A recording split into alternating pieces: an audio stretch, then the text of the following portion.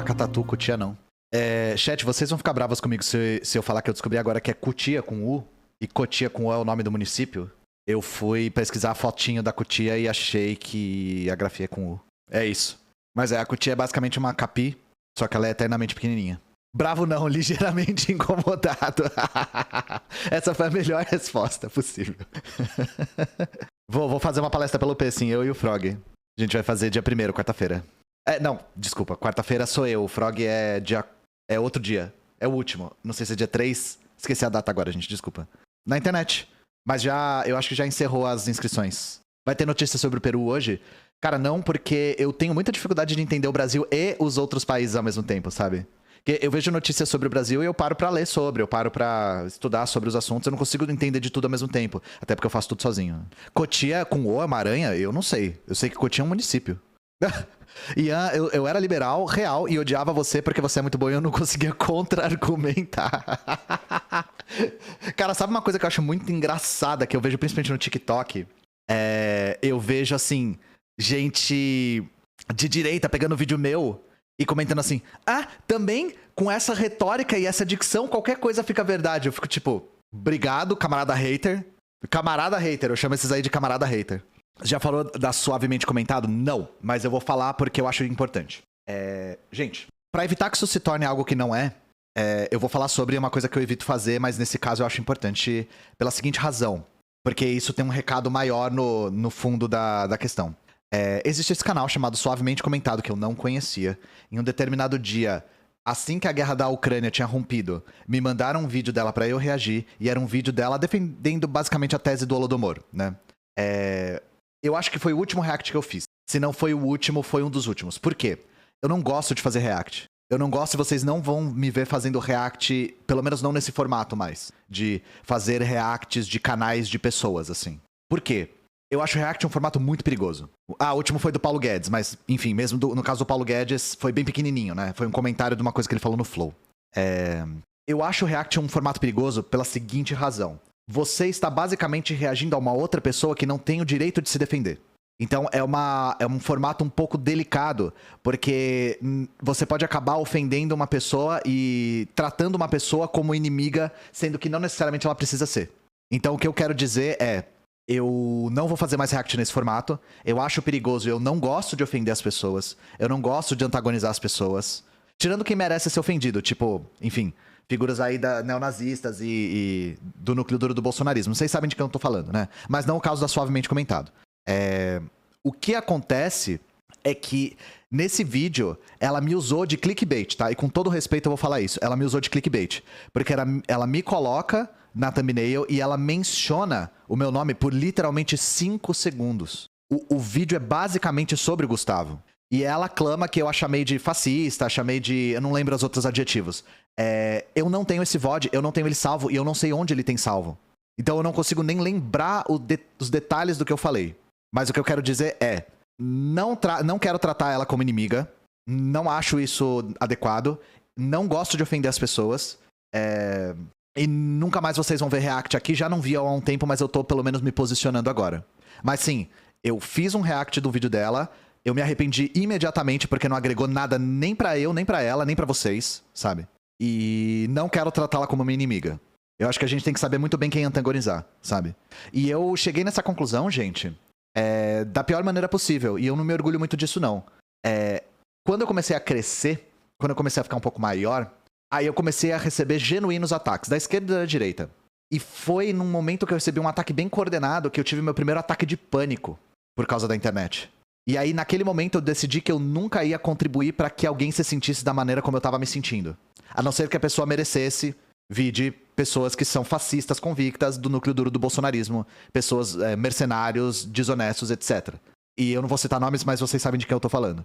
Então, a partir desse momento, eu não fiz mais esse tipo de react. E não comentei mais polêmica, essas coisas assim, a não ser que seja em privado. Falou do Galo? Não, mal. Eu falei que eu achei muito legal o que ele falou de mim dessa letra, porque mal sabe o Galo, não sei se ele sabe, mas ele deu um dos elogios que eu mais tenho apreço. Ele me elogiou de um jeito que eu admiro muito, que ele basicamente disse, Ian, tu é centralizadão, hein, mano? Pode crer, eu sou centralizadão, mano. Este é o indivíduo centralizado que vocês estão olhando. Gente, o nome do cara no chat é anticomunista keynesiano. Não dá bola pra ele não, tá? Não precisa banir, mas não dá bola pra ele não. Chamou a mina de racista, fascista, neoliberal? Eu vou ser sincero, eu não lembro. Porque eu não tenho esse VOD. Eu não lembro real, assim. Mas aí é que tá. Uma pessoa falou um negócio no chat que eu acho importante. Em React fica muito difícil de você diferenciar se você tá criticando o argumento ou a pessoa. Então eu acho que foi esse problema. Então eu vou falar uma coisa que eu talvez tenha falado porque eu não lembro os detalhes. A defesa da tese do Holodomor tem uma origem fascista. A tese do Holodomor surgiu como uma retórica fascista. Inclusive não só fascista, nazista. Eu falo sobre isso no meu vídeo. O primeiro momento no qual existe uma tese de um genocídio planejado por parte das autoridades soviéticas para exterminar ucranianos étnicos partiu de jornais nazistas. Então, se você defende essa tese, você, sabendo ou não, está defendendo uma tese que tem uma origem nazista. Mas aí entende como fica difícil saber se eu tô criticando a pessoa ou o argumento? E eu vou falar uma coisa pra vocês. Não é do meu feitio ficar chamando qualquer pessoa de fascista. Porque não é uma palavra que eu fico jogando pro ar. Eu acho que fascista é uma coisa muito específica. Só que nesse caso, eu tô falando sem pudor nenhum, porque literalmente surge essa tese em jornais nazistas. Kizinho, obrigado pela raid. Ah, e que fique claro que eu não sou contra o formato React, tá? Eu tô dizendo que eu tô individualizando bastante. Eu não gosto de fazer. Por essas razões. Tô lendo o chat porque eu quero ver se essa questão tá encerrada já. Tá, não tô vendo nenhuma questão muito relevante de se responder aqui. Seguinte, o chat tá muito ruim ultimamente, tá? Só vou comentar isso. Eu não sei se eu tô chamando muita atenção negativa, mas tá complicado, assim. Talvez eu tenha que moderar um pouco melhor. Vamos falar então das notícias do dia. Hoje a gente tem menos notícias mais profundas. Então eu começo com aquele bloco mais despojado, né? E pesquisando as notícias pra falar hoje pra vocês, eu me deparei com um dos jornais mais golpistas do país, que é o Estadão, né? Então nós temos aqui um artigo do Tássio Lohan, no Estadão, chamado Órgão do Governo para Combate à Desinformação silencia sobre Lula chamar impeachment de golpe. Gente, se eu só falasse assim, órgão do governo para combate à desinformação silencia sobre Lula chamar impeachment de golpe, vocês iam achar que essa frase saiu da boca de quem? Ou tá em qual jornal? Eu ia chutar Revista Oeste, Gazeta do Povo, Caio Coppola, Rodrigo Constantino, sabe? Porque olha o nível de argumentação dos caras. A AGU, que vai abrigar uma procuradoria especial destinada a combater notícias falsas nas redes sociais, silenciou sobre a recente manifestação do governo do presidente Lula de golpe, chamar de golpe o processo de impeachment da ex-presidente Dilma Rousseff. O Estadão pede uma manifestação desde quarta-feira sobre se esse seria um caso classificado como fake news. Mas não houve resposta. Gente, olha a petulância do cavalo, velho. O Estadão fala assim, nós solicitamos a classificação de golpe como fake news e ainda estamos publicando um artigo sobre como nós pedimos para que isso fosse classificado como fake news e estamos revoltados. Isso aqui tem nome, petulância, sabe? A página oficial do Palácio do Planalto tratou como golpe o impeachment da petista, que seguiu os trâmites constitucionais, blá blá blá, o mesmo blá blá blá de sempre, sabe? O PSDB foi à justiça para questionar o governo. Irmão, eu quero que o PSDB se foda. Lula chamou o ex-presidente Michel Temer de golpista. É isso, não tem mais nada relevante aqui pra eu ler. Mas eu só queria começar pra gente amaciar a questão, né? Então, assim, os caras é muita petulância, né, velho? O terrível... Não é o editorialista, no caso, mas o terrível editorialista do Estadão, sim. Ah, gente, eu esqueci de falar uma coisa importante. Eu recebi um livro da Autonomia Literária aqui no Correio, chegou agora, que é um livro muito, muito legal. Eu vou espelhar aqui pra vocês conseguirem ler. Cadê? Os Camisas Negras e a Esquerda Radical. Eu li esse livro em inglês e eu acho ele muito legal. Por quê? Porque ele é muito acessível. Muito acessível. É do Michael Parenti, que é um marxista estadunidense. Então, é o Parenti amarelo. É o Black Shirts, exato. Esse livro é conhecido em inglês como Black Shirts and Reds. Mas eu acho que... Eu gostei da tradução, achei que ficou melhor Camisas Negras e Esquerda Radical. Porque Reds, se fosse Camisas Negras e Vermelhos, não ia ficar tão claro sobre o que é o livro. Mas por que eu acho esse livro importante? Recentemente a gente viu uma evolução da tese do totalitarismo que agora é mais psicodélica ainda e joga o próprio nazismo dentro do espectro da esquerda. Dentro do espectro da esquerda. Marxista estadunidense, sim, existe. E ele é um bom marxista. Vale a pena ler a obra dele. Então eu acho esse livro bem legal. Ele é muito acessível Pra falar, basicamente, não é essencialmente isso, se eu fosse resumir o livro, mas ele faz com que fique muito concreto as diferenças entre o socialismo real e o nazifascismo, tá? E ele faz isso de uma maneira pouquíssimo pedante, ele faz de uma maneira muito, muito acessível. Então, a leitura é fácil, ele não é muito longo, recomendo muito vocês lerem. E agora que tem em português, eu acho que é a primeira vez que tem em português, não percam realmente a oportunidade de ler esse livro, porque ele é muito legal. Vamos lá. A gente vai entrar no bloco Notícias Acidentalmente Engraçadas. Deixa eu ver se tá certo a câmera. Tá. Livro que se apresenta como de cabeceira de acionista das Americanas ensina a atrasar dívidas. Obviamente que é uma chamada sensacionalista. Só que, assim, é engraçado. A situação é engraçada. Os caras, eles fizeram um salto mortal pra fazer essa chamada. Mas que se foda esse acionista também, sabe? Então vamos lá. Dobre seus lucros, de Bob Fifer. É apontado como sendo um dos favoritos de Marcel Telles. A obra ensina a empresários nunca pagar uma conta até que o fornecedor pergunte por ela pelo menos 2 vezes. Então assim, gente, se você tiver que pagar uma conta e o cara te cobrar, se faça de desentendido. É a tática do ghosting. Um método de favorecer o balanço da sua empresa esse ano, embora só funcione uma vez, é atrasar seus pagamentos. O que antes parecia ser apenas uma dica contábil extraída do livro Dobre Seus Lucros, de Bob Fifer, agora é apontada nas redes sociais como um modus operandi da Americanas. O motivo é que a obra publicada pela editora HarperCollins, com o ensinamento, informa em sua capa tratar-se do livro de cabeceira de Marcel Telles, fundador da Ambev, ao lado de Jorge Paulo Lemann e Carlos Alberto Sicupira. Ele também é um dos maiores acionistas da varejista, que entrou em recuperação judicial com uma dívida que supera 40 bi. No Twitter, usuários divulgaram trechos do capítulo 37 da obra, intitulado Contas a Pagar, que defende que os empresários devem segurar o pagamento de dívidas pelo máximo de tempo possível. Nunca pague uma conta até que o fornecedor pergunte por ela pelo menos 2 vezes, diz o trecho da publicação. A busca pelo livro atingiu seu pico no Google entre 15 e 21 de janeiro, menos de uma semana depois de Sérgio Rial divulgar um rombo bilionário e renunciar à presidência das Americanas. A publicação promete ensinar em 78 etapas limpo empresários a reduzir custos, aumentar vendas e melhorar drasticamente os resultados das empresas em apenas 6 meses. Dobre Seus Lucros é um livro perfeito, baseados nos resultados obtidos em empresas incluídas na lista dos 500 maiores, feita pela revista Fortune. Bob Fifer mostra como maximizar seus lucros em etapas fáceis de aplicar, diz a editora.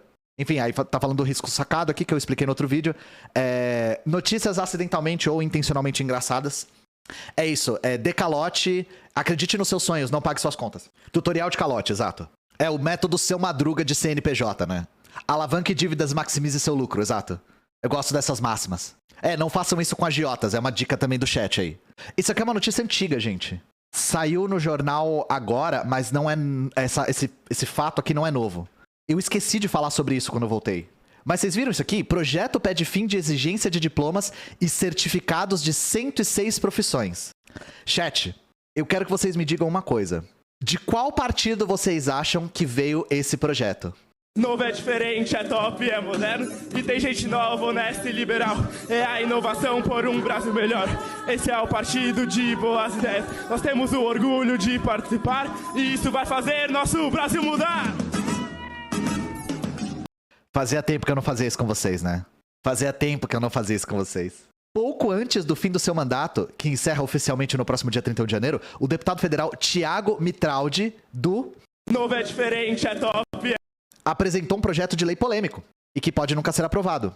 No dia 22 de dezembro do ano passado, Mitraldi protocolou na Câmara dos Deputados a PL Tanto Faz de sua autoria, que pretende acabar com a exigência de diplomas e certificados para exercer 106 profissões, entre elas as de arquiteto, engenheiro e químico. O futuro ex-deputado argumenta que essas profissões não oferecem risco à saúde, segurança e patrimônio dos brasileiros, ou seja, trabalho de arquiteto e engenheiro não precisar de diploma não oferece risco. Não tem risco nenhum um engenheiro não ser formado em engenharia. O químico foi o melhor, né? Químico de garagem. Temos mais de 100 leis regulamentando as profissões. Isso permite a criação de reservas de mercado para profissionais que já exercem a atividade. O que está no projeto? Há muitos profissionais que deixam de trabalhar por não atenderem a critérios formais. E a gente pode fazer o seguinte, a gente pode ou aumentar o acesso ao ensino superior, né? O acesso ao ensino técnico, melhorar a educação da população de forma acessível e pública, ou a gente pode legalizar o trabalho informal. Foda-se, né? Essas pessoas em tese são qualificadas e não trariam risco à sociedade caso exercessem as atividades listadas no projeto. Em tese são qualificadas a partir de que critério? Como que a pessoa é qualificada em engenharia sem ter diploma? Para exercer uma atividade, os profissionais precisariam apenas de uma certificação emitida por entidade privada. Por entidade privada... Cara, é o Ancapistão. É a entidade privada emitindo o certificado privado da expertise privada, do notório saber privado. Caso cometam irregularidades no trabalho, esses profissionais ficariam submetidos a punições civis. Ou seja, se a casa que você construiu cair em cima e matar uma família, você é punido. É a maneira como os estadunidenses resolvem tiroteio nas escolas. Não, a gente vai garantir que da próxima vez que acontecer, a pessoa que fez o tiroteio vai ser punida. Nossa, agora dá pra ficar muito tranquilo, né? Agora a gente pode deitar a cabeça no travesseiro muito tranquilo, sabendo que se o seu filho for pra escola e for fuzilado, a pessoa que fuzilou vai ser presa. A desregulamentação das atividades melhoraria a competição e reduziria os custos da contratação de mão de obra. Ó aqui, ó. Reduziria os custos de contratação de mão de obra. Podia ser só esse tópico. Eu sou do Novo. Novo é diferente, é top. E eu quero reduzir o custo da mão de obra. É só isso. Por quê, gente? Aí eu só vou explicar pra vocês. Mão de obra qualificada custa caro. Eu dou o exemplo de professor. Hoje em dia, faculdades privadas preferem contratar professores só com mestrado do que com doutorado, porque a mão de obra com doutorado é mais cara. Estão entendendo a questão? Quais os problemas? Parte das profissões listadas no projeto tem impacto direto na saúde e segurança das pessoas. Não precisa ter mais que 2 neurônios se comunicando para saber isso.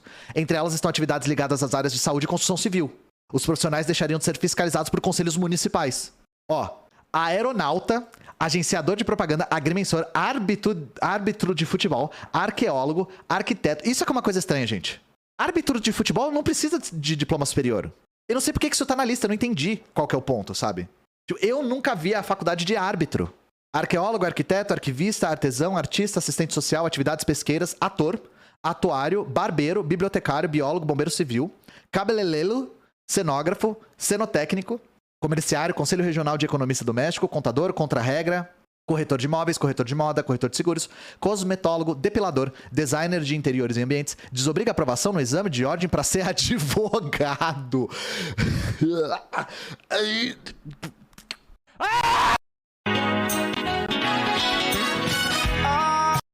Bicho, desobriga que seja um vigilante ou contratado para serviços de vigilância. Gente, desobriga que seja um vigilante ou contratado para serviço de vigilância. Essa frase é muito engraçada, velho. É quase desobriga que seja médico o contratado pra fazer serviços de medicina, tá ligado? É bom demais, chat. É bom demais, velho. Não existe nada mais estranho que a realidade, cara. Que doideira da porra. Ah, teve raid do Vini, eu não vi, gente. Desculpa. Desculpa, eu tava distraído aqui. Obrigado pela raid, Vini. Obrigado, sejam bem-vindos aí, a galera que veio com o Vini. Eu quero me drogar pra caralho. Eu quero me drogar. Detetive particular, diretor de teatro, economista, economista doméstico, engenheiro florestal, engenheiro agrônomo, enólogo e técnico em enologia, especialização de engenheiros e arquitetos em engenharia de segurança do trabalho, estatístico, esteticista, físico, fisioterapeuta, fonoaudiólogo, garimpeiro, geógrafo, geólogo, guardador e lavador autônomo de veículos automotores, guarda-livros, guia de turismo, instrutor de trânsito, jornalista, leiloeiro rural, mãe social? O que é mãe social? Eu não sei o que é uma mãe social, gente. Alguém me explica o que é isso? Eu não sei o que é mãe social. Eu não sei, o chat aparentemente não sabe também. Aqui, ó. Mãe social é a pessoa responsável por educar... Por educar e cuidar de crianças, adolescentes e jovens por diversos motivos tiveram seus vínculos familiares fragilizados. Mãe social. Dedicando-se à assistência do menor, exerça o cargo a nível social dentro do sistema de casas-lares.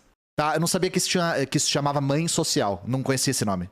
Manicure, maquiador, massagista, meteorologista, motoboy, motorista, museólogo, músico, nutricionista, oceanógrafo, orientador educacional, peão de rodeio. Não precisa... Gente, atenção Cidade Nova. Não precisa mais de diploma superior pra ser peão de rodeio, tá? Não precisa mais.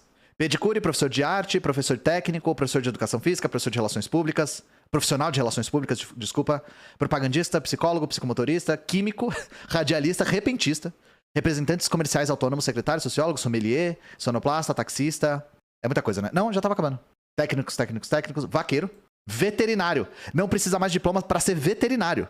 Psicólogo é foda, né? Mas, gente, já tem um monte de psicólogo aí que não tem diploma. Eles chamam coach. Aqui, ó, psicólogo. Isso aqui chama coach. Então, realmente, o novo é diferente. Se é top, se é moderno, aí a gente tem que conversar. Não tem streamer da Twitch aqui. Ou seja, tá safe, família, tá safe. Vou ter que jogar meu diploma de repentista no lixo. É foda, né? Eu quero me drogar. E uma das coisas que tá virando temática aqui no canal já é moradia merda. A gente falou várias vezes de moradia merda aqui. E aí, de repente, viralizou isso aqui, né? Anúncio de aluguel no Rio viraliza com mini suíte com colchão ao lado do chuveiro e da privada. Chat, qual que é a regra que eu falei quando a gente falou daqueles apartamentos na Coreia? Qual que é a regra número 1 da humanidade? Que eu acho que qualquer sociedade humana tem. Não cague onde você dorme. Não cague onde você dorme. Imagina sair do... Imagina o colchão ficar todo cheio de umidade por causa do vapor do chuveiro. Agora tu tem que morar dentro do banheiro, irmão. Não só a humana, diga-se de passagem, né? A animal não dorme onde caga. Mas tem vidro, então tá safe, né? Suíte é... Ai, não tinha reparado nisso. Suíte. É uma suíte que você mora dentro do banheiro. Então é suíte, o banheiro tá perto, né? É bom demais, chat. Suíte. É uma suíte desconstruída. Arquiteto sem... Gente, se arquitetos sem diploma forem legalizados, cenas como essa serão comuns, tá? Esse aqui é o futuro de arquiteto sem diploma. Esse é o futuro de engenheiro sem diploma. As duas notícias casaram muito bem. Suíte e ambiente aberto, exato. Excelente quarto no coração de Botafogo, localizado na principal rua do bairro, com fácil acesso e perto de tudo que o bairro oferece, em frente ao ponto de ônibus e 8 minutos do metrô Botafogo. Eu não sei qual é o sotaque de carioca playboy. Eu sei o de paulistano, que é o sotaque do Mamãe Falei. Mas o de carioca... Existe um sotaque, perguntando pros cariocas do chat, existe um sotaque de carioca playboy? Existe esse... Felipe Dilon é uma boa referência. Não existe? Alexandre Frota? Falam tanto dos meus pornôs. Dudu Bananinha... É que acho que do Dudu Bananinha e do Flávio é sotaque de miliciano, né? O sotaque do Flávio Bolsonaro, pra mim, é sotaque de miliciano. Nem de playboy, exatamente, assim. O tijucano é playboy? Aí tá, vocês estão falando uma língua que eu não falo. Carlos Piloto, boa referência, boa referência. Bruno de Luca, eu tô gostando das referências. Rafael Portugal, carioca? Não, playboy, desculpa, é sotaque de playboy. Jade Picon, boa. Referência top 1 de sotaque de carioca, Jade Picon. É isso, chat. Pô, pai, você não vai flopar o meu namoro. Pai. Fiuk, busca pra mim. Traz pra mim, Marquinho, traz pra mim. Manda buscar. Quem nunca teve o privilégio de ver a Jade Picon atuando e fazendo um sotaque de carioca, vocês não sabem o que vocês estão perdendo. Pô, pai. Claro que eu sei que a Jade Picon aqui é a mais alta cultura, vocês vão ver nesse canal. O dono de um apartamento que fica em Botafogo, na zona sul do Rio de Janeiro, colocou um colchão ao lado de um box com chuveiro privado e oferece o espaço como mini suíte. Após, em 2020, ter dificuldades financeiras. A ideia do anfitrião viralizou na internet. Esse Airbnb meteu a cama no banheiro e estão alugando como suíte, escreveu uma mulher nas redes sociais. Show de bola, tudo limpo, organizado e bem localizado. Ótima localização em Botafogo, tudo funcionou bem. Experiência fácil e agradável. Fácil e agradável. Chat, não dorme onde você caga. Chat, não escuta a galera do Botafogo, não escuta. O importante é que tem lacinho na cama, Experiência. Se isso aqui tivesse em São Paulo, com certeza estaria como experiência. E aí, falando em moradia merda, vamos passar pra uma notícia séria aqui, que eu tenho que ler em off. Então, olha só, gente. E eu tô falando sério mesmo. É uma notícia da Veja, da redação da Veja. Peço perdão por ler Veja, mas a notícia não tanto diz respeito a essa linha editorial da Veja, né? Incêndio em favela na Coreia do Sul deixa centenas de pessoas sem moradia. Gente, vocês sabiam que tinha favela na Coreia do Sul? Vocês sabiam disso? E quando eles falam favela, não é um eufemismo, assim. Ou não é um exagero, digamos assim. Eu vou mostrar pra vocês as fotos. Isso aqui é a favela que pegou fogo, depois a gente lê a notícia. Parasita, não chega nem perto disso aqui. Gurion Village. É a vila de Gurion, em Seul. É uma favela que tem lá, que as casas são construídas de basicamente resíduo industrial. Olha a situação dessas pessoas, gente. Essa é a favela. Então é um negócio mais cyberpunk do que as favelas no Brasil, porque eles são feitos de chapa de metal, de coisas que sobraram de fábricas, assim. Aqui o tiozinho na casa dele. Tá muito grande aqui, né? Tá difícil de... Foi essa favela aqui que pegou fogo. Então vou deixar a fotinho dela aqui pra gente ler. Aqui, ó. Dela toda. Então, olha só. Um incêndio de grandes proporções atingiu a parte de uma favela na capital sul-coreana, Seul, e destruiu 60 casas. Cerca de 500 pessoas foram retiradas à força da região periférica, mas autoridades afirmaram que não há vítimas até o momento. Os serviços de emergência levaram 5 horas para apagar o incêndio, que começou antes do amanhecer em Gurion Village, uma favela que fica do outro lado de uma rodovia do afluente distrito de Gangnam. Gangnam Style, lembram? Gangnam é o nome de um distrito. Gurion é uma das últimas favelas remanescentes na capital e se tornou um símbolo da desigualdade na quarta maior economia da Ásia. Muitas das casas que foram destruídas eram feitas com papelão e madeira e cerca de 1.000 pessoas moravam no complexo. Aqui tem uma outra foto dela. 10 helicópteros e centenas de bombeiros e policiais juntaram-se aos esforços para apagar o incêndio. Segundo as autoridades, destruiu cerca de 10% das casas. Favela é propensa a incêndios e inundações. Os problemas de segurança e saúde são abundantes. O governo revelou planos para desenvolvimento e realocação após um grande incêndio em 2014, mas os esforços não avançaram. Em meio a uma guerra... presta atenção, hein? Eu vou ler o parágrafo todo de novo, porque ele é importante. O governo revelou planos para redesenvolvimento e realocação após um grande incêndio no final de 2014, mas esses esforços não avançaram em meio a um cabo de guerra de décadas entre proprietários de terras, moradores e autoridades. O Serron, prefeito de Seul, visitou a vila e pediu às autoridades que se preparassem para realocar as famílias afetadas, mas as autoridades dos distritos de Seul, Gangnam e os desenvolvedores estatais estão em desacordo sobre como compensar os proprietários privados de terras em Gurion. Eles ainda não chegaram a um acordo sobre os residentes, a maioria dos quais são poceiros, têm direito ao apoio do governo para realocação e moradia. Gente, as pessoas vivem numa situação subhumana. E o governo não consegue resolver porque não chegou em acordo com os proprietários. Então vocês estão entendendo? A propriedade privada vale mais do que a vida humana. Tá, enfim. O ponto é esse. Mesmo os países de capitalismo mais desenvolvido têm problemas seríssimos habitacionais, gente. Seríssimos. Por quê? Porque os interesses públicos entram em choque com a propriedade privada. Isso aqui é favela Gangnam Style, sabe? E o problema tá claro aqui, mesmo que seja na Veja. Por que essas pessoas têm esse problema? Por causa dos proprietários. Tá claro aqui. Eu não preciso nem agregar nada, sabe? Eu achei que eu ia ter que agregar alguma coisa, mas eu nem precisei, sabe? E sim, tem um monte de incêndio criminoso nas favelas aqui de São Paulo, pra abrir espaço no território de gente que ocupou a região, né? Mas pelo menos tem mais de uma marca de iogurte. E falando em desigualdade, saca só. Pô, gente, sabe, eu sou nem comunista, nem capitalista. Eu gosto do modelo nórdico. Eu acho legal o modelo da Suécia. O modelo nórdico é mais ou menos o que eu acho que é legal. As pessoas ganham dinheiro e vivem muito bem e tal. Euronews, desigualdades são cada vez maiores na Suécia. A ponte em construção desencadeou um aceso debate em Estocolmo. A ponte ligará duas realidades contrastantes. O bairro desfavorecido de Rinkeby e a cidade mais rica de Sandbyberg, uma coisa assim. Enquanto a extrema-direita sueca, que tá no poder agora, receia que a ligação espalha criminalidade que associa à imigração, os residentes acreditam que a ponte não só facilitará a deslocação, mas também refreará a segregação. Nossa repórter Valérie Gorriat descortina a realidade subjacente na Suécia, onde a desigualdade socioeconômica nunca foi tão elevada.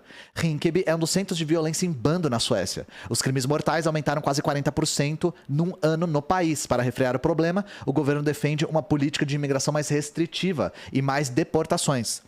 Essa é uma moeda de troca utilizada pelos partidos de coligação governamental para assegurar o apoio do partido de extrema-direita Democratas Suecos. A maioria dos jovens suspeitos nasceu na Suécia. Eles são suecos, para onde que eles vão enviar? Questionou-se Clarissa Seydoux, uma agente da polícia comunitária de Rinkeby. Mustafa Andik, agora residente em Sandbyberg, acrescenta que se tivessem sido dados empregos a esses jovens e se eles tivessem aprendido sueco, ter-se-iam integrado na sociedade. Andik acredita que os políticos deveriam lidar com a causa originária da violência de gangues em vez de discutirem sobre uma ponte.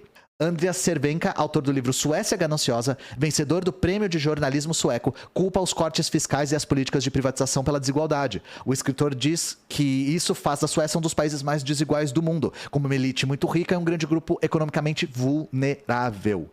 Agravada pela crise e pela inflação, a precariedade está a afetar cada vez mais os suecos, diz Jonas Willstrand, o chefe da principal instituição de caridade do país. Nossa, os nomes em sueco estão me matando. Stadsmissionen. O número de pessoas que procuram ajuda aumentou drasticamente esse ano. É uma nova situação, a sociedade civil precisa assumir a responsabilidade de alimentar as pessoas. Não queremos ver isso acelerar, e isso é da responsabilidade dos políticos.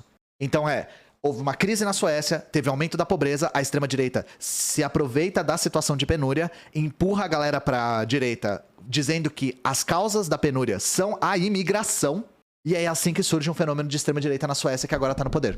Então é isso, pau no cu do modelo nórdico, não existe modelo nórdico, o nome do modelo nórdico é capitalismo, tá? E ele tem todos os problemas que o capitalismo já tem. Moro em Estocolmo, o mais engraçado é que tem muita gente aqui, incluindo suecos, realmente acreditam que o país é socialista, olha só. Professor Felipe Leão, professor de cinema marxista, que analisou um vídeo do Brasil Paralelo. Vou olhar assim, me manda no Discord, por gentileza, que é um tema que me interessa. E eu gosto de cinema. E, gente, eu vou violar uma regra aqui do canal hoje, que é falar do Metrópolis, que é um jornal que eu não falo porque eu acho um dos piores jornais do Brasil. Mas a notícia é importante. E eu só vi esse levantamento sendo feito nesse jornal.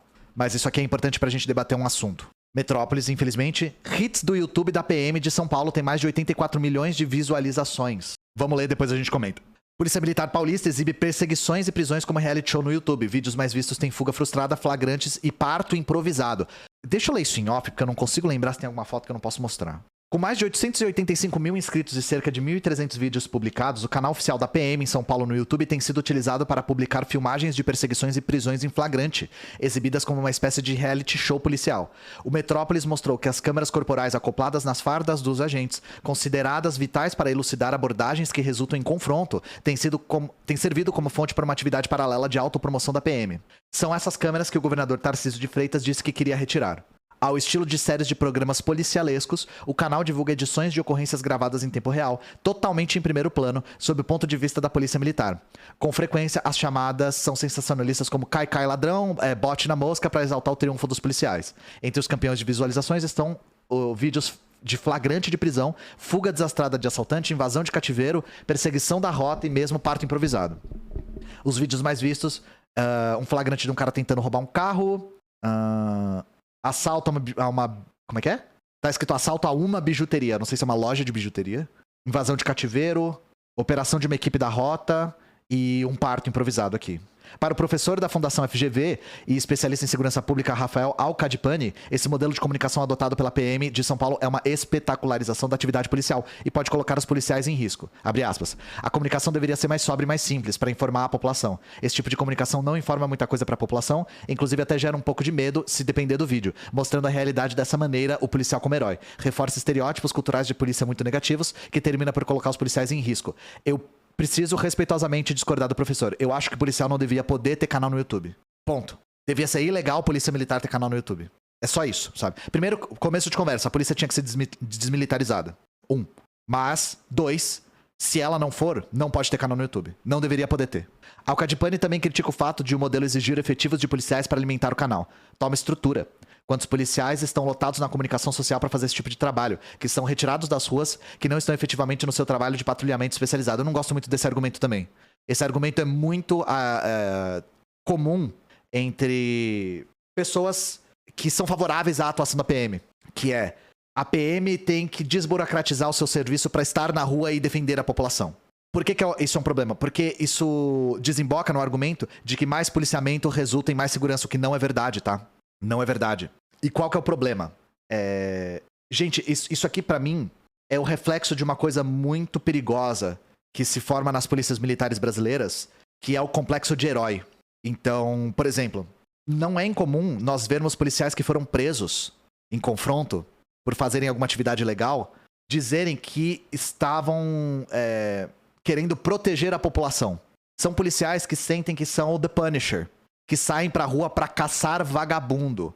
Se vocês ouvem PMs falando, eles sempre se referem ao suspeito como bandido. E a função dele como policial é salvar a nação como um herói caçando o bandido. Então é essa síndrome de herói individual que vai fazer a diferença porque vai botar bandido na cadeia. E isso puxa muito jovem pra dentro da polícia, porque são jovens que querem ser esses heróis. E aí eles assistem esses vídeos que tem milhões e milhões de views, os comentários são todos, tem que matar bandido mesmo, tem que prender, parabéns pelo trabalho da polícia, vocês são heróis, vocês estão salvando a nação. E isso vem muito de uma população que tá cansada da violência urbana. Então, é uma população que tá cansada da violência urbana, não vê saída fora da violência policial como contraponto, quase combater com fogo como fogo, e vem nesses policiais a solução, mesmo que lenta e mesmo que sem evidência nenhuma, para esse incômodo com a segurança pública. Só que aí a questão a gente viu isso na notícia sobre a Suécia. Quando falam que a esquerda radical não tem políticas para a segurança pública, a gente sempre responde a mesma coisa. A gente tem a política para a segurança pública. Sabe qual que é a política para a segurança pública, gente? Pleno emprego. O pleno emprego diminui a criminalidade vertiginosamente. A criminalidade não é reflexo da índole das pessoas, gente. A criminalidade em escala, tá? Não existe pouca criminalidade, por exemplo, sei lá, onde que tem pouca criminalidade? Na Alemanha, sabe? Tem pouca criminalidade na Finlândia. Não existe pouca criminalidade lá porque a índole dos alemães é melhor do que a índole dos brasileiros. Porque os alemães são honestos e os brasileiros são desonestos. Como funcionaria essa polícia desmilitarizada? Como funciona na maior parte dos países do mundo. A polícia é civil, ela não é militar. Gente, explicando a militarização da polícia, eu não sou especialista nessa área, mas a polícia militar, ela surge da maneira como a gente conhece hoje na ditadura. Então a polícia é dividida em duas. Uma fica responsável por investigação e a outra fica responsável pela manutenção da lei e da ordem. O que era a manutenção da lei e da ordem dentro da ditadura militar? Era o braço armado que sustenta o regime nos rincões do Brasil. Era isso, sabe? Então a polícia militar virou uma verdadeira máquina de extermínio de pretos e pobres durante a ditadura. Isso é uma herança da ditadura.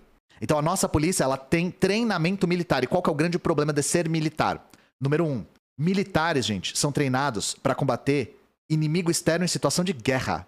Polícia militar trata a própria população interna como inimiga e trata a segurança pública como situação de guerra. Esse é o grande problema.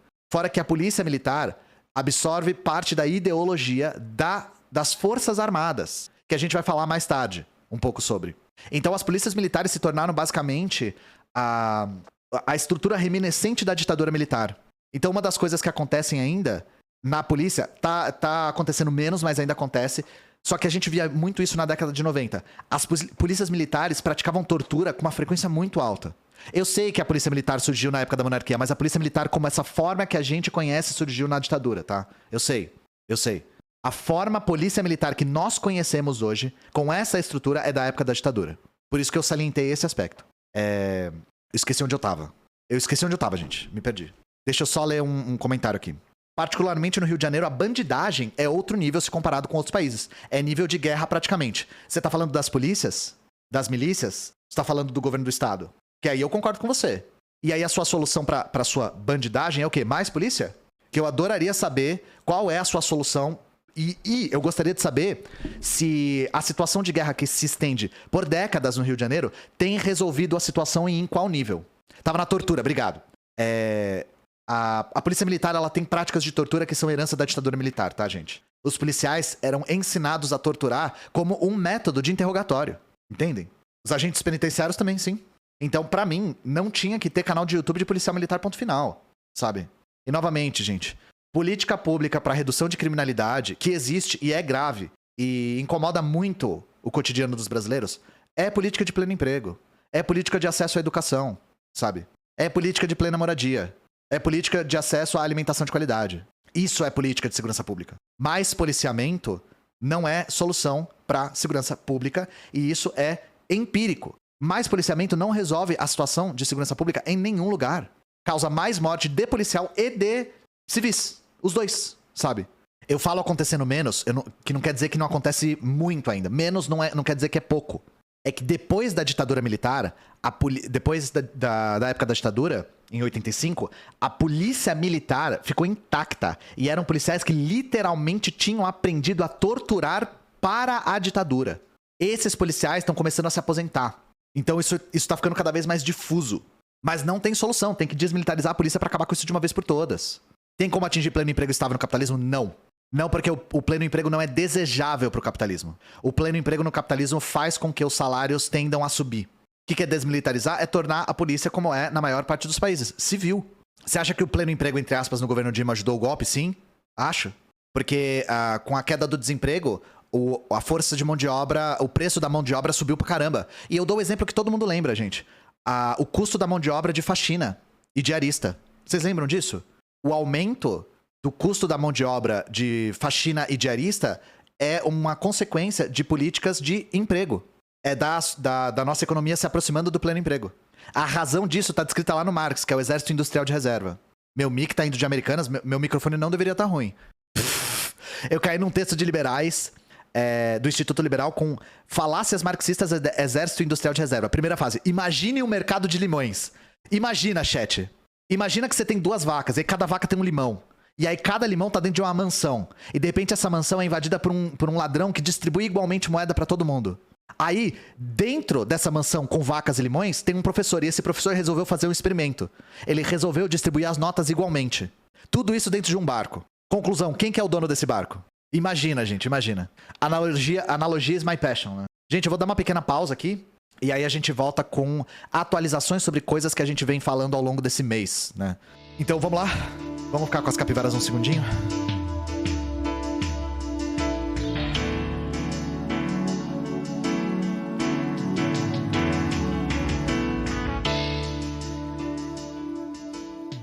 Eu quero me drogar. Vocês estão bem, gente? Que susto, pirra! Vamos lá. Atualizações a respeito das coisas que têm acontecido, né? Primeira, notícia curtinha aqui. Tinha na casa de todo mundo, diz Valdemar da Costa Neto sobre minuta golpista de Torres. Eu não sei o que aconteceu, mas o Valdemar da Costa Neto tá resolvendo jogar a merda no ventilador. Total, assim, agora. Ele tá tipo, foda-se o Bolsonaro e foda-se o Torres também. Valdemar da Costa Neto, presidente do PL, sim, o Valdemar do Mensalão, afirmou que várias minutas golpistas circulavam no entorno do ex-presidente Jair Bolsonaro. Uma delas foi encontrada na casa do ex-ministro da Justiça, Anderson Torres, que está preso. Em entrevista ao jornal O Globo, Valdemar diz que chegou a receber sugestão para impedir a posse do Lula, mas que ele teve o cuidado de triturar. Alguém falou aí no chat, prevaricou, né? Eu não sei se ele pode ser acusado de prevaricação. Porque o cara recebe uma minuta golpista falando assim, não é pra empossar o presidente que ganhou a eleição, e o cara fala tipo, eu vou destruir isso aqui, não vou falar nada não. Nunca comentei, tá comentando agora, mas recebi várias propostas que vinham pelos correios. Tinha gente que colocava o papel no meu bolso dizendo que era como tirar o Lula do governo. Advogados me mandavam como fazer utilizando o artigo 142. Tive o cuidado de triturar. Muito cuidadoso você, Valdemar. O chefe do partido de Bolsonaro disse que documentos desse tipo podiam ser encontrados na casa de todo mundo. Aquela proposta que tinha na casa do ministro da Justiça, isso tinha na casa de todo mundo. Muita gente chegou pra mim agora e falou, pô, você sabe que eu tinha um papel parecido com aquele lá em casa? Imagina se pegam. Imagina, né, chat? Faz-me rir, né? Vocês não estão achando engraçado, gente? Eu tô achando uma graça. Casualmente, todo mundo do governo tinha minuta golpista em casa, chat. É engraçado, é uma piadola, né? É patati patatá aqui, né? Imagina se pega no olho, né?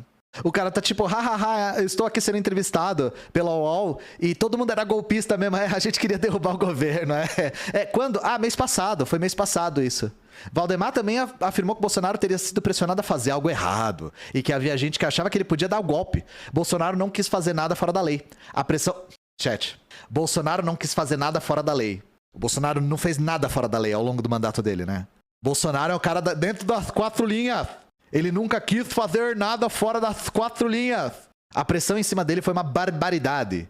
Como o pessoal acha que ele é muito valente, meio alterado, meio louco, achava que ele podia dar o golpe. Ou seja, o pessoal que queria dar o golpe queria usar o Bolsonaro de idiota útil. E se falhasse, quem ia ser preso era ele, foda-se. Usa ele de peão mesmo, sabe?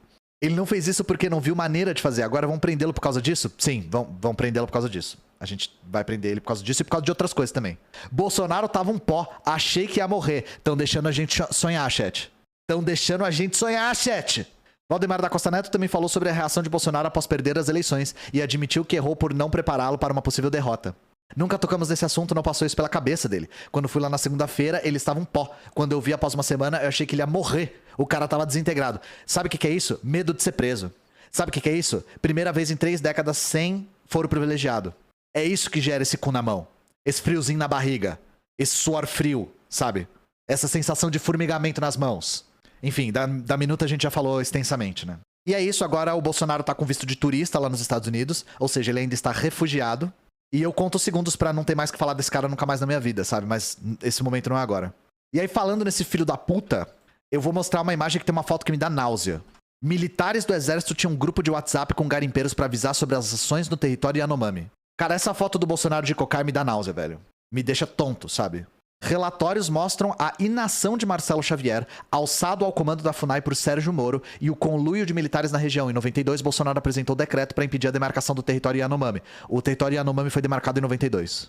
Plínio Teodoro na Fórum. O conluio de parte significativa do exército com o projeto predatório de Jair Bolsonaro se estendeu ao território Yanomami, onde centenas de crianças morreram e muitas estão sendo resgatadas para tratamento médico, diante das inações do ex-governo para prometer um genocídio da população indígena na Amazônia. Deixa eu ver se tem alguma foto que eu não posso mostrar aqui. Não exatamente. 2 relatórios preliminares da inteligência da Fundação Nacional dos Povos Indígenas, feitos em 2019 e divulgados nesta quinta-feira pela Folha de São Paulo, revelam que militares do 7º Batalhão de Infantaria da Selva do exército estavam em um grupo de WhatsApp com garimpeiros para avisar sobre as ações que seriam desencadeadas na região Yanomami. Segundo a Folha, relatos de indígenas e garimpeiros listam nomes, patentes e até números de telefone celular dos militares que recebiam propina para avisar sobre as ações na região. Meu chefe possui diversos militares comprados que trabalham como informantes. Eles permanecem passando informações das operações para ele, oriundas de Manaus, diz um dos depoimentos que aponta a atuação de um terceiro sargento do exército. Em outro depoimento, há o relato de que um homem separa 10 gramas de ouro por mês para pagar militares que entregam informações sobre as operações e avisam quando os soldados entram na terra indígena e quando saem e como entram e quantos são.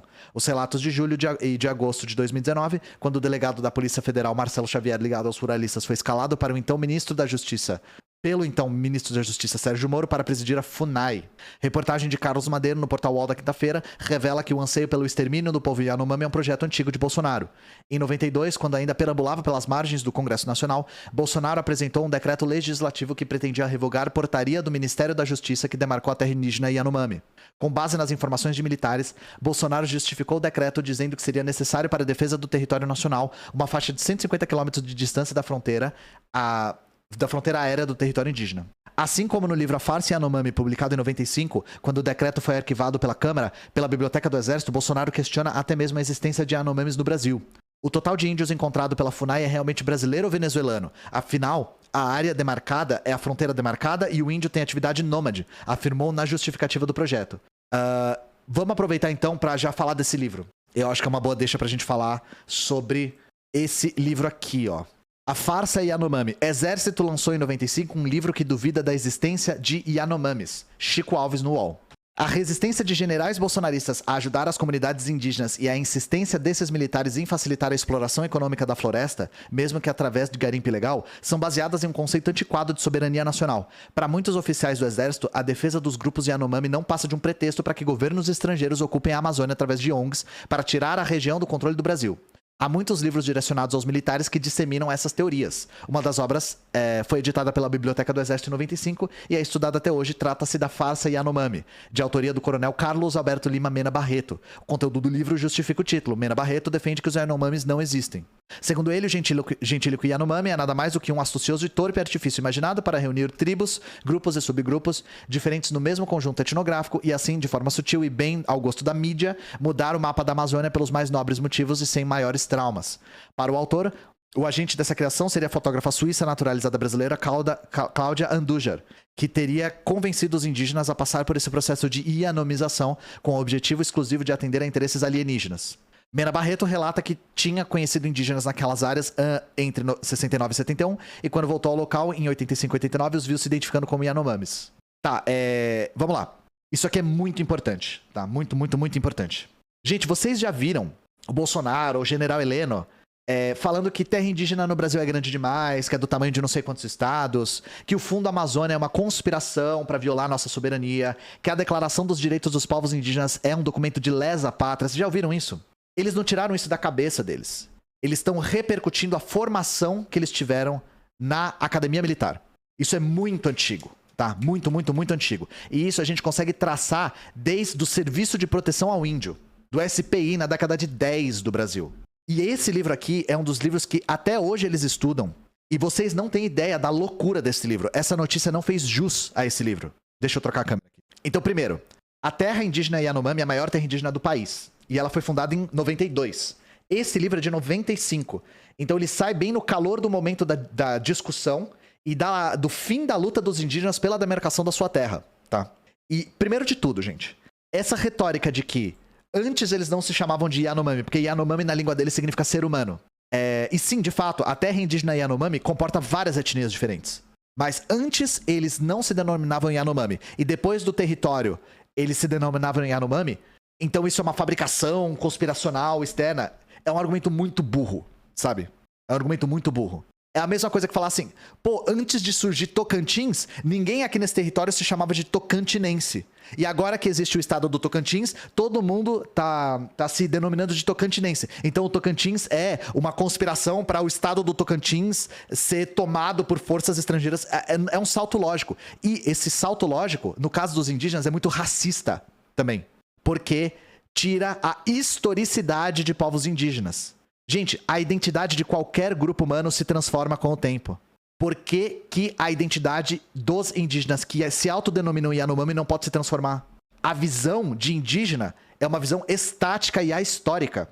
Como se o grupo de indígenas não pudesse se autodeterminar de novas maneiras conforme a sua historicidade. Indígenas têm história. Sua identidade se transforma conforme o tempo. Assim como qualquer grupo humano. E eu, eu vou agora agraciar vocês com trechos desse livro, porque vocês não fazem ideia do nível, tá? Foi o que eu falei, essa matéria não fez jus ao nível. Então, primeiro, esse livro se baseia num nacionalismo chauvinista muito comum da extrema-direita. Abre aspas para a página 145. A pátria encarna o presente que somos e o futuro que desejamos ser. No idioma, na mentalidade, na tradição, na fé, no sangue, na aparência, em tudo que carrega a sina e o privilégio de ser brasileiro. É importante mudar essa fatalidade. Só se pode renunciar a ela em troca de outra, mas sempre haverá uma pátria natural ou adotada e exigir-nos o preito e a lealdade. O preito aos heróis entronizados pela história com H maiúsculo. A lealdade ao sublime, ao mítico e ao sagrado do ideário nacional. Gente, pátria natural. Isso aqui é um nacionalismo, assim, louco de pedra. Então, a pedra angular do argumento dele é esse nacionalismo. Nós temos uma pátria com um povo que deve ser defendido. E é por isso que o Weintraub fala: odeio esse termo, povos indígenas, odeio o termo, odeio. Só tem um povo nesse país. E, gente, vocês ficariam surpresos de saber que esse livro tem uma porrada de anticomunismo no meio? Porque a matéria da UOL só fala que é uma espécie de anti-imperialismo difuso, assim, né? Pátrias, digamos assim, não pátrias, mas nações estrangeiras, potências estrangeiras querem se apossar do território brasileiro. O livro mistura anticomunismo com anti-imperialismo de um jeito muito louco. Então saca só, página 13. Este livro trata do problema indígena em Roraima. Tem a visão de quem lá exerceu os cargos de comandante da fronteira e secretário de segurança em diferentes épocas e em consequência, pôde testemunhar o abuso de terem transformado o índio em instrumento de subversão marxista a leste e em disfarce da infiltração imperialista a oeste. Transformado o índio em instrumento de subversão marxista. E aqui na página 111, abre aspas, chegou-se a pensar que o fim do comunismo pudesse acabar com tantos problemas. Mas os agitadores só mudaram a cor da camisa, do vermelho para o verde. Antes combatiam a ditadura, depois defendiam os índios e agora querem salvar a floresta. Gente, isso aqui tem nome. Teoria da melancia. Já ouviram esse nome? Sabe por que teoria da melancia? Porque é verde por fora e vermelho por dentro.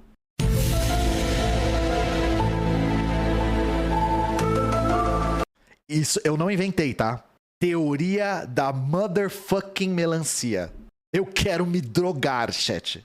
E aí, qual que é o objetivo do livro? Eu não preciso nem destrinchar o livro, não preciso nem revelar isso pra vocês. O próprio autor revela no final. Página 166. Primeiro que tudo, era pra ser primeiro de tudo, mas tá escrito assim no livro. Primeiro que tudo, é preciso anular a criação da reserva Yanomami. O cara fala na lata. Diante das provas de fraude que aqui eu apresentei. Em seguida, regulamentar a exploração do ouro, do diamante e de outros minérios por pessoas físicas e empresas, de modo a estimular a atividade sem prejuízo do recolhimento dos tributos devidos. Finalmente, controlar o trânsito e a permanência nas áreas concedidas para prevenir a criminalidade e a transposição desautorizada da fronteira. Página 166. Anular a criação da reserva, regulamentar a exploração de ouro, diamante e outros minérios. Ponto. Você nem fala nada. Então tá claro, gente. Essa coisa de que existe uma conspiração externa marxista da melancia para fazer com que os indígenas adquiram uma identidade para depois eles declararem independência e aí isso ser tomado pelas potências estrangeiras. Nada a ver. Eles querem anular a terra indígena para poder explorar o território. Ponto. Ponto. Tá? E novamente, eu nem precisei explicar. O cara explica no final do livro. Não só ele ignora a existência dos indígenas, como ele ignora a autodeterminação desses indígenas. Pretende fazer um pororoca sobre o Baverk? Eu já fiz um. Tem no canal de cortes, tem eu e o Humberto falando do Baverk já. Vamos lá, vamos para uma próxima notícia. Não tem muita conexão uma coisa com a outra, mas eu não achei muito onde encaixar essa aqui. Deixa eu trocar a tela. Filha da Amazônia, secretária nacional de direitos LGBTQIA+, quer transcidadania federal e políticas públicas em locais onde a proteção não chega. No dia da visibilidade trans, Similarra conta ao G1 as prioridades, os planos e os desafios à frente da pasta inédita no país. Revela que não conhece outra travesti que tenha deixado o Pará com um emprego na área pública e se mostra preocupada com a migração para a exploração sexual. Por Taimã Carneiro, Valéria Martins e Gil Soter no G1. Pará. Primeiro, o que é o Transcidadania, gente? Porque talvez vocês não saibam. Transcidadania é uma política pública da época do Haddad em São Paulo. E graças a Deus ainda existe, não foi desmontada. Então eu peguei o site da Capital aqui pra mostrar pra vocês, ó. Transcidadania, entenda como funciona. Programa promove empoderamento e resgate da cidadania de pessoas trans e travestis em situação de vulnerabilidade social. O programa Transcidadania é uma iniciativa da Prefeitura de São Paulo, que tem a proposta de fortalecer as atividades de inclusão profissional, reintegração social e resgate da cidadania para a população de travestis, mulheres transexuais e homens trans em situação de vulnerabilidade, atendidas pelo Centro de Cidadania LGBTI, equipamento gerido pela Coordenação de Políticas para LGBTI da Secretaria Municipal de Direitos Humanos e Cidadania. Em dezembro, o número de vagas dobrou, em dezembro de 2021, passando de 240 para 510, um aumento de mais de 100%. O programa promove o empoderamento e o resgate da cidadania de pessoas trans e travestis em situação de vulnerabilidade social. Por esse motivo, o foco é na progressão escolar e qualificação. Além disso, os participantes recebem uma bolsa mensal no valor de R$ 1.097,25 por 6 horas de atividades diárias. Em 2017, o Transcidadania passou por uma descentralização com o objetivo de levar a iniciativa para a periferia. Com essa ampliação, a Prefeitura reforça o compromisso com a garantia dos direitos dessa população vulnerável, facilitando o acesso ao mercado de trabalho. Então é isso. E aí é isso que ela tá dizendo com Transcidadania Federal, tá? O que é ótimo e é uma das coisas que a gente tem que valorizar. A entrevista dela é muito boa. Essa matéria é muito longa, então acho que eu não vou ler tudo, mas eu recomendo, eu deixo as matérias depois lá no Discord, eu recomendo assistir a entrevista com ela toda, tá? Que ela é uma figura fantástica, assim, recomendo vocês conhecerem. Ela aqui. A população LGBTQIA+, foi perseguida nos últimos 4 anos e tem gana, vontade de acessar sua cidadania. A gente passou por um período em que nós fomos apagadas pela gestão pública e precisa retomar tudo praticamente construindo do zero. A colocação da Secretária Nacional de Promoção e Defesa dos Direitos das Pessoas LGBTQIA+, aponta as dificuldades que a pasta inédita deve enfrentar para garantir ações eficazes contra o preconceito, violência e falta de assistência a esse público em muitos locais no país. Filha da Amazônia, como se define, aparência Similarra assumiu oficialmente há 5 dias a secretaria criada pela gestão Lula. No Dia Nacional da Visibilidade Trans, nesse domingo, contou ao G1, além dos desafios, os principais planos e prioridades da sua gestão. Construir uma secretaria sustentável que ninguém mais apague. Ter o programa Transcidadania existente em São Paulo como referência. Oferecer atendimentos diversificados pautados na educação. Combater a violência e exploração sexual. Garantir que as políticas públicas cheguem aos locais mais remotos. Abre aspas. A nossa lógica parte do princípio de que a política pública tem que ser aplicada em todas as regiões do país com todas as suas especificidades. Simi cresceu como militante e ativista em Belém, onde se formou e iniciou a sua jornada política, e veio de uma família ribeirinha de Cametá, no interior do Pará. Ela conhece a realidade das pessoas que muitas vezes enfrentam desamparo público, especialmente em cidades com difícil acesso. Essa é uma realidade do Pará e outros estados do norte, em que há comunidades distantes, dezenas de quilômetros de centros urbanos e acessíveis apenas de barco. Abre aspas. Faz total diferença dizer que sou nortista, que sou filha da Amazônia, como gosto de falar. Faz diferença exatamente para compreender a dimensão da necessidade de construir políticas públicas nessa região do país. Para a secretária, conhecer essa realidade vai ser fundamental no empenho da criação de ações concretas e bem pensadas para chegar a todos os brasileiros, visto que a dificuldade de acesso às atividades públicas ocorre ainda em outras regiões brasileiras, abre aspas.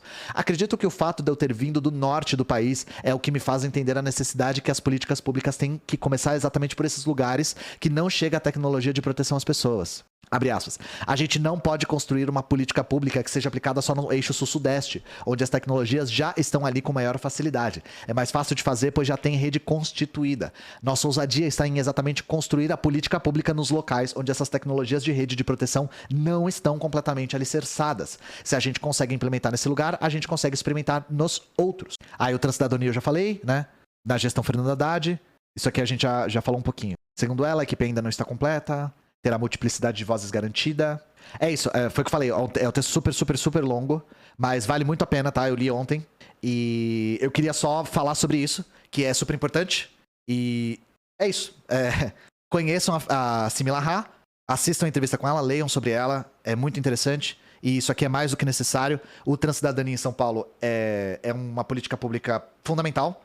Ainda bem que foi expandida, ainda bem que foi preservada, e ela usar isso como referência no Brasil todo é muito legal. E vamos lá. Vamos falar de uma outra notícia interessantíssima do novo governo, né?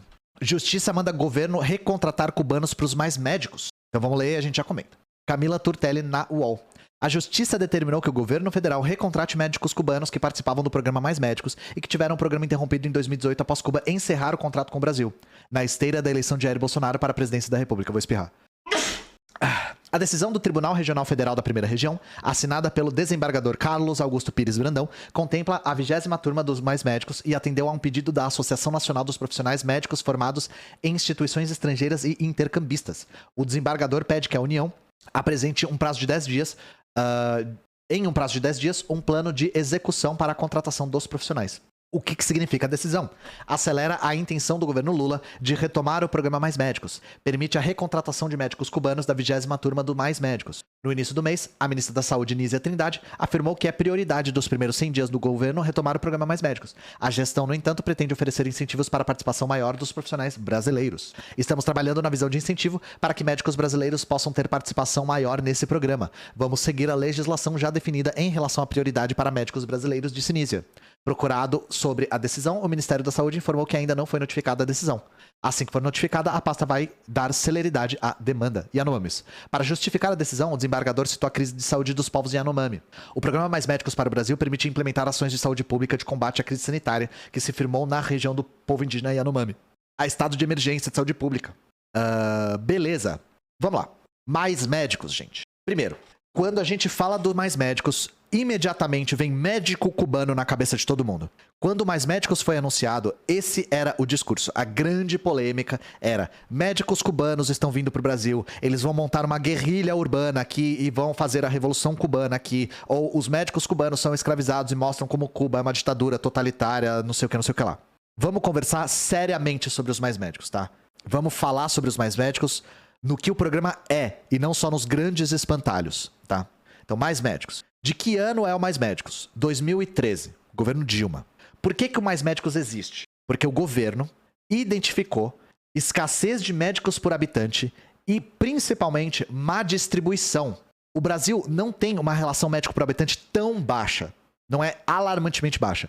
Mas a distribuição e a fixação desses médicos é muito difícil no Brasil. A distribuição de médicos é muito desigual. Então, identificando através de dados esse problema, o programa Mais Médicos priorizava primeiro médicos brasileiros, depois médicos brasileiros formados no exterior e depois médicos estrangeiros. Os médicos estrangeiros eram a última etapa, gente. Então esse discurso de que o governo do PT te tirou para colocar um cubano não é verdade. É simplesmente mentira isso. Porque quem foi priorizado no programa foram brasileiros. Os estrangeiros eram os últimos. E não só. Todos os médicos do Mais Médicos são cubanos? Não. Tinham médicos de 47 nacionalidades. 47. Os cubanos eram 80% da força, mas não eram 100%, como se tratava. E a região que mais recebeu médico foi o Nordeste, mas a região que teve mais impacto positivo foi a região Norte. Então, o que o governo identificou? Aproximadamente 20% de todos os municípios brasileiros tinham escassez de médicos. E o que significa escassez aqui? Existe uma coisa chamada Índice de Escassez de Médicos em Atenção Primária à Saúde. O que esse índice usa como parâmetro? Médico por habitante, carência socioeconômica, mortalidade infantil e barreira de acesso como distância ao serviço. Não é só médico por habitante, porque isso não dá o panorama inteiro. O que é a situação de escassez? Primeiro, razão superior a um médico para cada 3 mil, que é uma razão alta. Mesmo abaixo de 3 mil continua sendo uma razão alta. Mas acima de 3 mil é escassez. Mas tem mais. Cidade sem médico. Cidade sem médico é escassez imediatamente. E o Norte tinha muita cidade sem médico. Acima de um médico para cada 1.500 em município com mortalidade infantil acima de 100% da média estadual. Ou seja, tem esse parâmetro também. Cidades que tenham acima de 1 para 3 mil e cidades que tenham 1 para 1.500 que estão em situação de mortalidade infantil alta, tá? Porque aí é uma situação mais grave e precisa de mais médico. E cidades acima de um médico para cada 1.500 e em município com mais de 50% de domicílios na pobreza, segundo critérios do IBGE. Então os critérios são bastante amplos. É um estudo bastante complexo, tá? Com esses parâmetros, se identificou que 20% de todos os municípios do país tinham escassez de médicos. Então, novamente, o Brasil tem uma relação médico por habitante baixa, não tão baixa. Não é baixa, mas não é tão baixa. Mas a distribuição é muito ruim. Muito, muito, muito ruim. Então o programa Mais Médicos veio para resolver o problema da distribuição, sobretudo. Só que o Mais Médicos não é só um programa que pegou mais profissionais da saúde. Ele também era um programa que vinha junto com investimento em infraestrutura e vinha junto com a maioria, com o aumento, o acréscimo de ofertas em vagas. Então, nesse período do Mais Médicos, no período do governo da Dilma, recursos foram alocados para 3.496 novas UBS e outras 3.417 foram reformadas. E abriram-se 70 novos cursos de medicina. Então não era só os Mais Médicos, era infraestrutura e formação. E uma das coisas que é relatada é, os hospitais que tinham o programa Mais Médicos eram melhores, porque eram hospitais mais novos. Eram hospitais que tinham sido reformados ou construídos para isso. E aí, qual que é o impacto real dos Mais Médicos? Falam de cubano isso, cubano aquilo, guerrilha isso, escravidão aquilo. O que os Mais Médicos fizeram pro Brasil? O impacto foi positivo, bastante positivo, tá? Em 2013, quando o programa começa, 1.200 municípios mais ou menos tinham escassez. Em 2015, cai para 777, cai 6%, em 2 anos só, que é uma queda significativa. E isso teve um incremento muito, muito grande em saúde indígena. Por isso que falarem dos Yanomami aqui não é só da boca para fora. A saúde indígena melhorou muito nesse período. Só que tem ainda um problema. 60% dos municípios que receberam Mais Médicos ainda tinham escassez. Ainda tinham razão abaixo de 3.000, razão abaixo de 1.500 para mortalidade infantil, razão abaixo de 1.500 para a cidade que tinha muita pobreza. Então, melhorou, mas o problema ainda estava lá. Então, o programa tinha que ser expandido.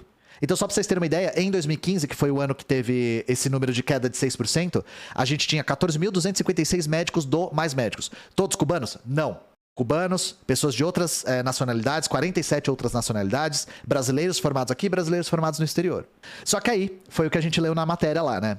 Em 2018, Cuba se retira do programa por causa do Bolsonaro. Como 80% dos médicos estrangeiros eram cubanos, o programa recebe um impacto imenso. Em 2019, como o Bolsonaro é uma criança dona da bola e tava trocando o nome de tudo porque ele não queria o nome da coisa do PT, ele trocou para Médicos pelo Brasil. E o que ele fez? Ele tirou parte do financiamento do projeto e não expandiu. É isso. Mas, para quem ainda tem dúvidas a respeito desse programa, vamos ver os relatos dos cubanos que participaram do programa? Porque quem sou eu para falar por eles, né? Projeto Menos Médicos, Projeto Menos Médicos é ótimo. Uber, faxina e cozinheiro. A vida dos médicos cubanos que ficaram no Brasil. Aqui é uma matéria do ano passado. Vanderlei Preto Sobrinho, na UOL. Programa símbolo do PT, o Mais Médicos voltará à ativa em um novo formato no terceiro mandato do presidente Lula. Modificado pela gestão Bolsonaro em 2019, o programa ficou conhecido por levar médicos cubanos em regiões remotas do Brasil. Quando Cuba rompeu com o programa após críticas severas de Bolsonaro, médicos cubanos radicados no Brasil, alguns com família até naturalizados, optaram por permanecer no país na esperança de voltar a clinicar se o PT retornasse ao poder. Foi exatamente o que aconteceu. Esses médicos vão voltar. Lula venceu, mas seu novo governo não pretende recontratar automaticamente esses cubanos que ficaram no país. Isso aqui é uma notícia antiga, né? Agora a gente já tem atualizações. A prioridade será dada aos brasileiros ou estrangeiros que tenham sido aprovados no Revalida, avaliação que regulariza o diploma de médico formado no exterior, uma exigência que não existia na primeira versão do programa. Maria Caridade Morales Gonzalez, 60, virou faxineira. Nasci em Holguín, leste de Cuba, e fui para Havana aos 14 para estudar. Aos 24, entrei na Faculdade de Ciências Médicas de Havana, 6 anos de curso, 3 de especialização em clínica médica e mais 3 em alergia e imunologia. Tenho uma filha que aos 20 anos veio para o Brasil, se casou e ficou. Como ganhei uma neta, me inscrevi no Mais Médicos para viver no Brasil ao lado delas. A filha dela era cubana e veio para o Brasil fugida. Ela fugiu de Cuba, chat. A filha dela foi refugiada, ela veio de barco para o Brasil. Ela veio de coiote. Não, ela imigrou, tá? Ela é uma imigrante. Porque sim, dá para imigrar. E ela ficou aqui no Brasil imigrada para ficar com a filha e os netos, é isso? Eu não lembro se... ganhou minha neta, sim, e a neta. Cheguei em 2015 para trabalhar em Divinolândia, a 490 km de São Paulo. Adorava trabalhar na UBS, no centro e na roça. Uma ambulância me levava e trazia, ficava o dia todo até almoçava na casa dos pacientes. O governo me pagava R$ 2.500 e a prefeitura mais de 3.000. Mais 3.000. Nós cubanos não somos muito ambiciosos, eu vivia bem, me vestia bem e me virava. Aí que tá. Aproximadamente 60%, de 60% a 50% ficava com o governo cubano. E isso foi uma das coisas muito controversas. Só que a questão é o seguinte, gente. Isso é uma das formas que o governo cubano encontrou de conseguir moeda forte. Por causa do bloqueio, eles têm muita dificuldade de comercializar com o exterior. Então, principalmente com os Estados Unidos, que é a maior potência industrial do planeta e é a mais perto, né? E aí o governo cubano exporta médicos como funcionários do governo e o governo do Brasil pagava ao governo cubano em dólares. Então é um método que eles usaram. E aí, pra pessoa sobreviver e aceitar o programa, a prefeitura oferecia mais 3 mil reais, né? Pra complementar a renda. Depois de romper com o Bolsonaro, Cuba quis me levar de volta, mas preferi continuar com a minha família. Tentei emprego em farmácia, mas não consegui. Fui pra São Caetano do Sul, perto da minha família. Trabalhei por um tempo como faxineira, mas tenho 60 anos e não aguentei as dores na coluna. Aí comecei como cuidadora, mas também precisava de força pra dar banho em um senhor de 79 anos e ainda limpar a casa e fazer almoço e janta. Agora tô desempregada. Tenho 36 anos de graduada e a esperança de voltar pra minha profissão. Estou estudando sobre os problemas do brasileiro, que tem muita hipertensão, pancreatite e transtorno de personalidade. Ovidio Ledian Vigiane Sierra, 36, motorista de Uber. Eu me formei em 2011 na Faculdade de Ciências Médicas de Maia Beck, 6 anos de medicina. Depois 3 de especialização em clínica médica. Vim pro Brasil em 2014. Fui mandado pro posto de saúde em Campinas. Trabalhava até às 5 da tarde, cuidando da saúde integral da população. A gente também orientava os alunos do 4º e 6º ano de medicina da Unicamp. Na época eu ficava com uns 3 mil do salário. Aí, viu? Varia, tá vendo? O dela era 2.500, o dele era 2.500 dela, né? E o dele era 3 mil. E a ajuda de custo da prefeitura. Todas as cidades tinham isso, tá? Depois do fechamento do programa, eu voltei pra Cuba. Arrumei minha documentação e em 2021 voltei com a minha mulher e a minha filha de 9 anos na esperança de voltar pro Mais Médicos. O cara, ele fugiu? Não, ele quis voltar. Ele só voltou. Ele voltou pra Cuba, arrumou os bagulho e voltou pro Brasil pra trabalhar no programa que ele gostava de trabalhar, sabe? Não sei como é que eu consigo deixar isso mais claro. Achei pai os cubanos ganharem menos. É ruim pra eles, sim, de fato. Seria melhor se eles ganhassem o salário todo. Mas é um método que o governo cubano consegue pra contornar o embargo, sabe? Eu levei a documentação pro governo, mas me disseram que não contratavam mais cubanos. Aí fui procurar emprego. Primeiro fui cuidador de idoso, depois trabalhei em uma fábrica carregando gelo. Não fiquei porque era um trabalhador puxado. 8 horas de temperatura abaixo de zero pra ganhar 80 por dia. Não estudei tanto pra isso. Como tinha habilitação brasileira, comecei a fazer Uber há 6 meses. Então é incrível, né, gente? Agora, o cubano ele pode estar aqui no Brasil usufruindo de toda a liberdade do capitalismo, que é carregar gelo por 80 reais por dia. Eu tenho certeza que o cubano agora que fugiu de Cuba tá se sentindo muito livre aí no capitalismo. Quando um cliente me reconhece, se assusta. Deve ser um paciente, né? Falam que me querem de volta no posto. Até os bolsonaristas dizem que uma coisa boa do PT foram os médicos cubanos. Uma pesquisa que teve também a respeito é de que as pessoas atendidas pelos cubanos diziam que o atendimento era muito bom. Falam que a barreira da língua era ruim, atrapalhava bastante, mas a galera era bem assídua. Ninguém era obrigado a se inscrever no programa e o município não era obrigado a se inscrever no programa. Teve um monte de município brasileiro que tinha escassez de médico e recusou o programa Mais Médicos. Octávio Isidoro Cuba Galo, 58, desempregado.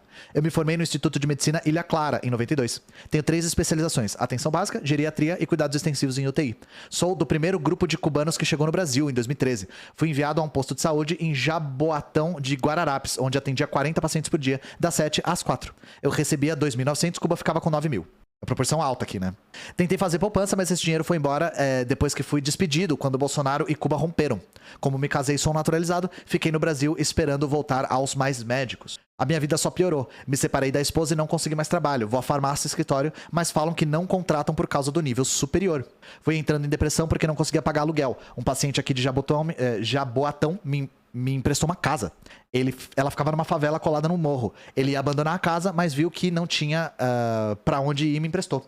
Recentemente caiu uma chuva e o barro desceu do morro e quebrou a porta de trás e foi parar na sala. Eu tenho medo, mas sem essa casa eu estaria morando na rua.